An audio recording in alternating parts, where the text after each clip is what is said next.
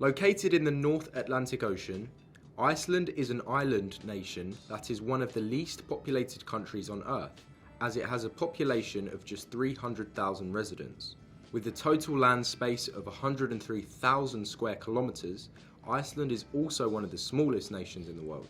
Despite its small size and population, Iceland has a GDP of $24 billion and a GDP per capita of $67,000.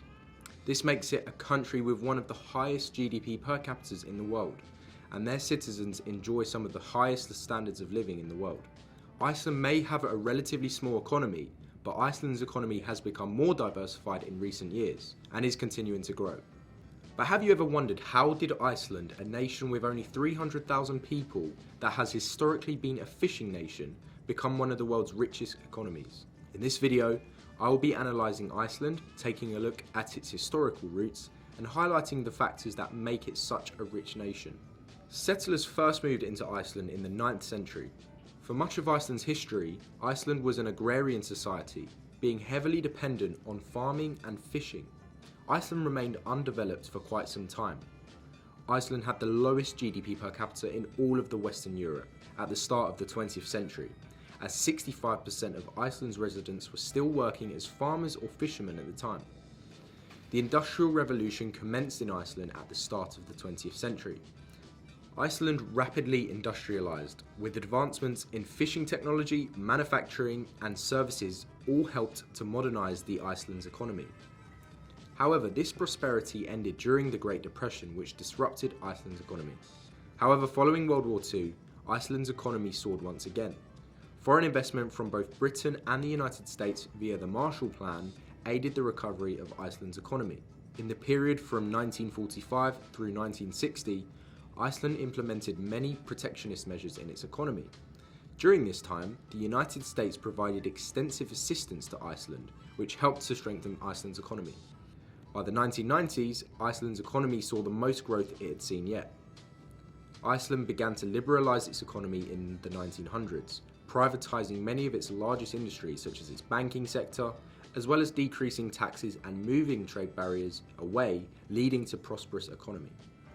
This prosperity lasted until about 2008, when it all came crashing down. Iceland's entire financial sector crashed in 2008, after its 3 largest banks went under. The banking crisis was a looming issue for quite some time. Iceland had undergone major privatisation in the 90s and early 2000s.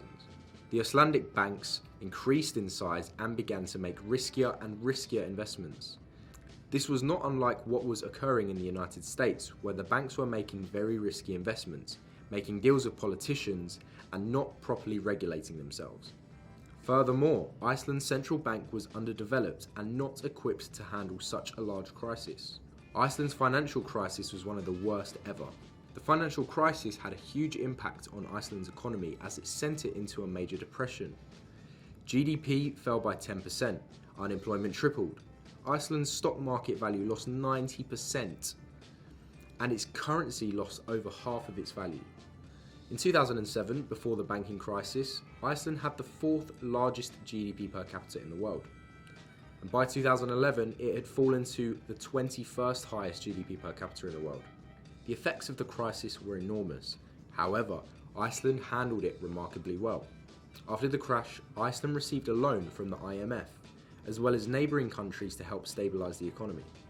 Following the collapse of Iceland's 3 largest banks, the government stepped in and nationalised these banks, albeit they later let them fail because it would have been impossible to save them. In addition, Iceland held many of the bankers that were responsible for the crisis accountable.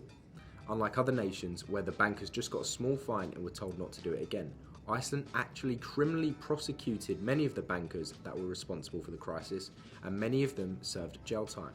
Furthermore, instead of bailing out the banks that were responsible for the crisis, the government allowed them to fail. In other countries such as the United States, the banks had become a bit too big to fail. In Iceland, the banks had become too big to save. In addition, Iceland passed legislation to pay back many of the investors who had lost money.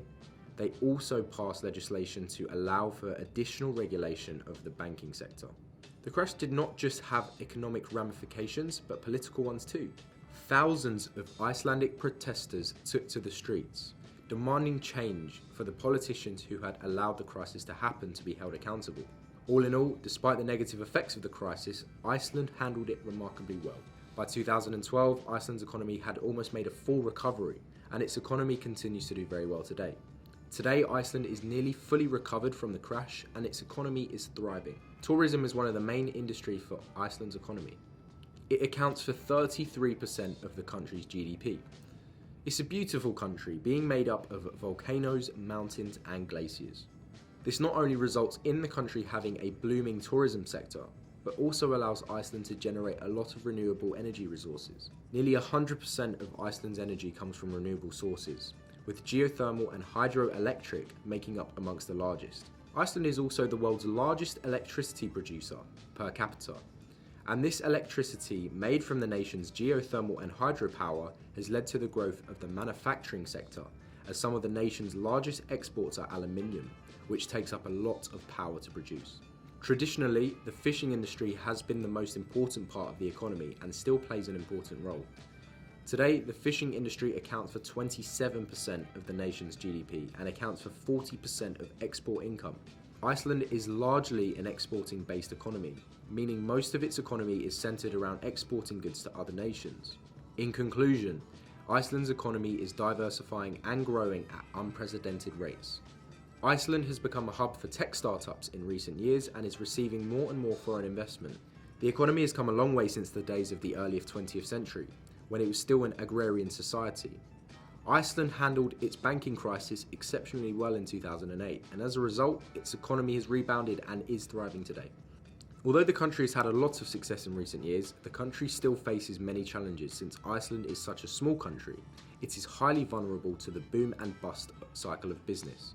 Since it's largely an export-based economy, dominated by a handful of industries, such as tourism and fishing, changes in the global demand for these products could easily disrupt Iceland's economy. Although not known as a corrupt nation, a fair dosage of corruption was revealed in the Panama Papers when it was leaked that 200 Icelandic government and business officials had offshore bank accounts they used to hide financial assets. This sparked an outrage in Iceland and led to the resignation of Iceland's Prime Minister at the time, whose name was mentioned in the papers. All in all, Iceland has many challenges it must overcome. However, Iceland is a nation of resilience. I am confident that no matter what sort of challenges the nation faces, it will overcome and continue to prosper well into the future. That's it for now. Bye-bye.